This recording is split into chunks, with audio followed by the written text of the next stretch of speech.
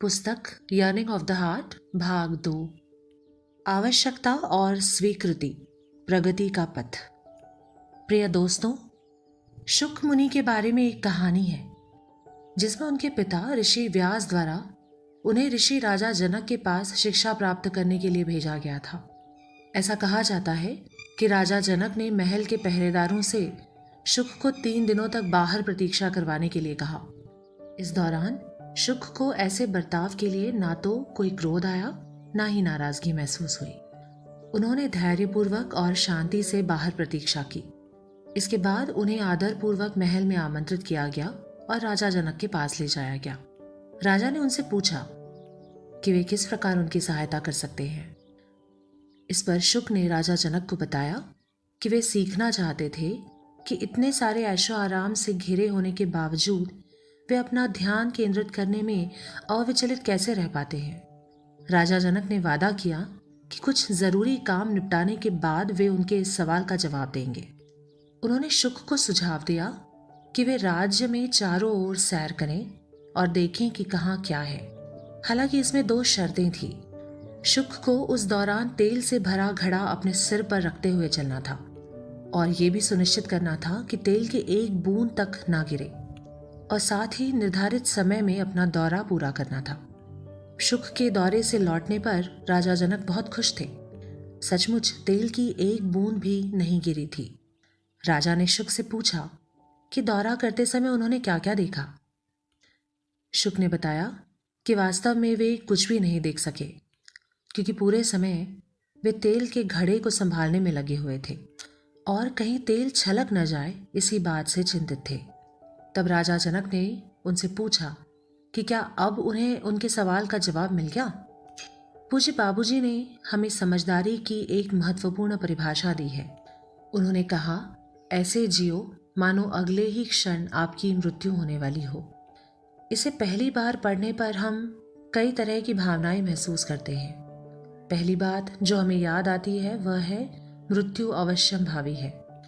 यदि हमें मालूम होता कि अगले ही क्षण हमारी मृत्यु होने वाली है तो हम सिर्फ उसी चीज पर अपना ध्यान केंद्रित करते जो सबसे जरूरी है। मान लें आप सड़क मार्ग से लंबी यात्रा करने की योजना बनाते हैं। आप लंबे समय तक रास्ते में होंगे। सिर्फ इतना जान लेने पर ही आप आरामदायक सीट वाली भरोसेमंद कंपनी की कार लेने का निर्णय ले सकते हैं। अब हो सकता है कि इसके बाद आपको ट्रेलर में निवेश करने का विचार आता है, जो यात्रा के दौरान ज्यादा आराम दे सकता है। आपके पास आरामदायक बिस्तर, शौचालय और नहाने के लिए फव्वारा भी होगा। यहाँ तक कि आप उसमें एक छोटी रसोई भी लगवा सकते हैं, जिससे कि आपके खाने का ख्याल रखा जा सके। फिर कोई आपसे कहता है कि अपने आराम के पलों के लिए आप एक अच्छा मनोरंजन का उपकरण भी खरीद सकते हैं। जल्दी ही आप असंख्य चुनावों और संभावनाओं में खो जाते हैं, जो आपकी यात्रा को और ज़्यादा आरामदायक बना देगी। आप इस हद तक उसमें खो जाते हैं कि आप वास्तव में अपनी यात्रा के मुख्य उद्देश्य को ही भूल सकते हैं, यानी आपकी मंजिल। अब इसमें एक जोखिम यह है कि यात्रा को आरामदायक बनाने की कोशिश में हम उसमें काफ़ी देर कर देते हैं, या इससे भी बुरा, हम यात्रा की शुरुआत तक नहीं करते। फिर उस वाहन पर इतना सारा समय और ऊर्जा खर्च करने के बाद यदि आखिरकार आपको उसे पीछे छोड़ना पड़े तो आपको कैसा लगेगा? क्या आप आगे बढ़ने के लिए तैयार हैं, या अपने किए हुए निवेश को उचित ठहराने के लिए आप इधर उधर घूमने की खातिर उस वाहन में ही रहना चाहेंगे? ऊपर दिए गए उदाहरण में यदि हमें मालूम होता कि वक्त कम है तो क्या हम अलग तरह से चुनाव नहीं करते? यह बड़ी अनोखी बात है कि इंसान निरंतर अपने भविष्य के बारे में चिंतित रहता है, लेकिन बात जब सुदूर भविष्य की जान पड़ती है तब वह बिल्कुल ही नकारने की स्थिति में आ जाता है। जैसा कि पूज्य चारी जी कहा करते थे, जिस क्षण हम पैदा होते हैं हमारी मृत्यु तभी से निश्चित हो जाती है। असल में हम जितना लंबा जीवन जीते हैं उतना ही हम उसके करीब होते हैं। फिर भी ऐसा लगेगा कि हम जितना लंबा जीवन जीते हैं उतना ही हमें अपने अमरत्व पर यकीन होने लगता है। जब मृत्यु का क्षण ठीक हमारे सामने होता है तब हम किसके बारे में सोचते हैं? क्या हम सबसे ज़रूरी चीज़ के बारे में सोचते हैं, या हम जीवन में किसी न किसी चीज की इच्छा रखते हैं, क्या उस समय हम नाम और शोहरत हासिल करने के लिए तरसते हैं? हम जिन्हें शर्मनाक काम कहते हैं, क्या उन्हें तब भी करना जारी रखेंगे? क्या हम अपनी धन दौलत का दिखावा करेंगे, दुनियावी जायदाद के लिए प्रार्थना करेंगे और मृत्यु से बचने के उपाय ढूंढेंगे? यदि ईश्वर हमारे जीवन में 24 घंटे बढ़ा भी दे, तब भी हम उसके साथ क्या करेंगे, जबकि यह काल्पनिक विचारों से ज़्यादा कुछ भी नहीं है। हमारा अंत तो किसी भी पल आ सकता है। इसलिए उच्च स्तर की पवित्रता बनाए रखने के लिए समझदारी इसी में है कि जीवन को पूरे एहतियात से बिताया जाए। शुक की तरह अपना ध्यान तेल के घड़े पर केंद्रित रखकर ऐसा किया जा सकता है। खुद को यह याद दिलाते रहना कि यात्रा का तात्पर्य सिर्फ हमें मंजिल तक ले जाना है। इसके लिए हमें सचेतन रूप से जीना होगा। मैं यहाँ आपको एक चुटकुला बताना चाहूँगा। एक सुंदर युवती पहली बार स्काई डाइविंग के लिए जा रही थी और दुर्भाग्यवश वायुमंडलीय अस्थिरता के कारण अपना पैराशूट थामने से पहले ही वह हवाई जहाज से बाहर गिर गई। उसके पीछे पीछे एक बुजुर्ग कूद पड़ा। उन्होंने उस तक पहुंचकर अपना पैराशूट खोलने से पहले किसी तरह से उसका हाथ पकड़ लिया। वे दोनों बिना किसी चोट के सुरक्षित जमीन पर पहुंच गए। युवती बड़े ही प्रतिष्ठित परिवार से थी, इसीलिए उसे बचाने वाले बुजुर्ग को सभी ने नायक का दर्जा दे दिया। लेकिन वे उस परिस्थिति को लेकर बिल्कुल भी खुश नहीं थे और पायलट पर कुड़ते हुए बोले, किसने मुझे हवाई जहाज से बाहर धकेला? क्या वे नायक बनने के इच्छुक थे? नहीं। हवाई जहाज से छलांग लगाकर उस युवती को बचाने का उनका कोई इरादा नहीं था। वे अनजाने ही इसमें शामिल हो गए थे। हम में से कई लोग अपना जीवन इसी तरह जीते हैं। अनजाने ही ऐसी चीज़ें करते जाते हैं जिन्हें दूसरे लोग हमें करने के लिए मजबूर करते हैं, और परिणाम स्वरूप आगे क्या होने वाला है इसके बारे में बिना किसी निर्देश या तैयारी के हम अपने जीवन के अंत तक पहुंच जाते हैं। हार्टफुलनेस का अभ्यास हमें सिखाता है कि इस बेसुध जीवन शैली से दूर कैसे जाएं। ध्यान में हम थोड़ा थोड़ा करके चेतना के हर एक पल को महसूस करते हैं, जो हमें एक उद्देश्यपूर्ण जीवन और एक उद्देश्यपूर्ण मृत्यु की ओर ले जाती है। अब सवाल यह उठता है कि हमारे जीवन में वो तेल का घड़ा क्या है? वह क्या है जो हमें एकाग्र चित्त बने रहने की याद दिला सकता है? इसका जवाब अत्यावश्यकता के भाव में निहित है। वही अत्यावश्यकता जिसे बिना तेल की एक बूंद गिराए अपना कार्य पूरा करते समय शुक ने महसूस की थी। बेशक उस प्रक्रिया से गुजरना बहुत मुश्किल रहा होगा, यहाँ तक कि दर्दनाक भी, लेकिन यह काफ़ी हद तक एक असुविधाजनक यात्रा जैसा है, जो बिना कहीं ठहरे, बिना अपना समय गंवाए हमें आगे बढ़ने के लिए प्रेरित करती रहती है। जब बाबूजी बहुत बीमार थे या जब चारी जी अपनी मृत्युशैया पर थे, तब उन क्षणों ने फिर से हम में अत्यावश्यकता का जबरदस्त भाव जगाकर हमें यह सोचने पर मजबूर कर दिया कि क्या होगा यदि। इस दृष्टिकोण से देखने पर यह अत्यावश्यकता का भाव मुसीबतें और असुविधा ही है जो हमारे उद्देश्य को सुनिश्चित करती है, न कि स्थिर शांति की अवस्था जिसके लिए हम तरसते हैं। ऐसा प्रतीत होता है मानो अत्यावश्यकता हमें विवेक का स्रोत खोल देती है, लेकिन यात्रा पूर्ण करने की अत्यावश्यकता का भाव स्वीकृति की अवस्था से प्रतिकूल लगता है। यदि हम अपनी परिस्थितियों को स्वीकार करके शांत होते हैं, तब अत्यावश्यकता का भाव कैसे बना रह सकता है? एक चीनी कहानी है जिसमें एक माँ बिल्ली अपने बच्चे को मछली पकड़ना सिखाना चाहती थी।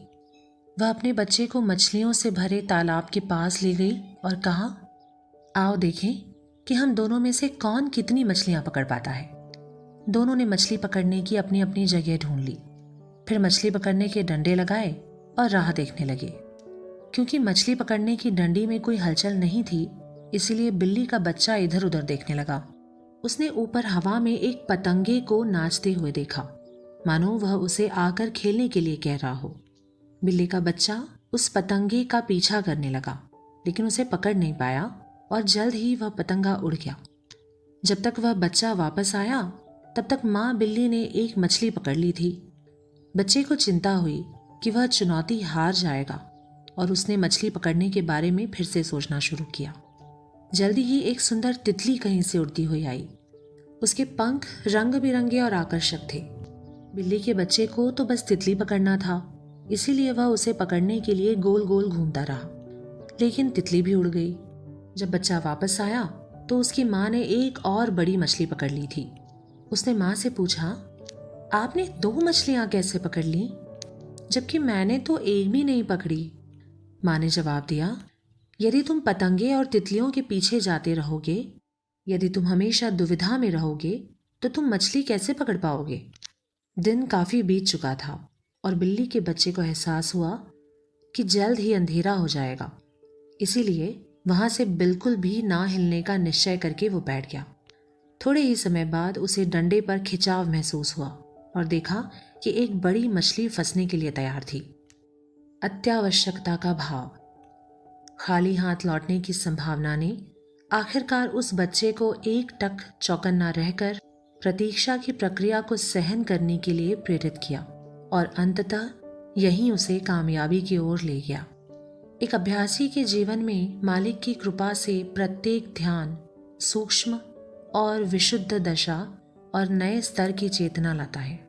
लेकिन यदि हमारी नज़र पतंगों और तितलियों के पीछे भटकती रहे तो इसका नतीजा यह होगा कि हमें जो दिया गया है हम उसकी सराहना तक नहीं कर पाएंगे। इसका परिणाम चारी जी द्वारा दी गई समानता के जैसा है। पानी से भरे घड़े को 1 मिनट के लिए आग पर रखना और फिर उतार लेना, फिर उसे आग पर रखना और उतार लेना। लगातार आंच पर रखने से ही पानी उबल सकता है।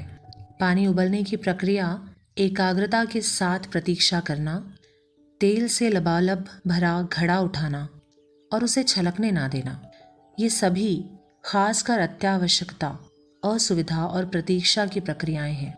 यदि शुक ने धैर्यपूर्वक प्रतीक्षा ना की होती तो वे खाली हाथ लौट जाते, शायद ज्ञान की बजाय नाराजगी के साथ। अफसोस की बात है कि जिन साधनों से हमारी प्रगति सुनिश्चित होती है हम अक्सर उन्हीं का विरोध करते हैं। बाबूजी ने अपनी किताब ऋतवाणी के अध्याय मेरा दर्द में इसे बड़ी सरलता से वर्णित किया है। वे कहते हैं कि हम में से अधिकांश लोग तीव्र प्रगति के लिए प्रार्थना करते हैं, लेकिन जिस पल तीव्र प्रगति के लिए हालत पैदा होती है हम उसके चले जाने की खातिर प्रार्थना शुरू कर देते हैं। यह प्रतिरोध जो कि सामान्य रूप से सभी में मौजूद है, उसे देखते हुए कहें तो प्रगति तो मालिक की बदौलत ही होती है। यह अत्यंत संतुलित काम है जहां हमें लगातार चुनौती दी जाती है मगर विह्वल नहीं किया जाता, प्रोत्साहित किया जाता है पर लिप्त नहीं, मदद की जाती है पर जोर जबरदस्ती नहीं। यह सब कुछ अधिकतम संभावित प्रगति सुनिश्चित करने के लिए निरंतर और अथक प्रयास में होता है।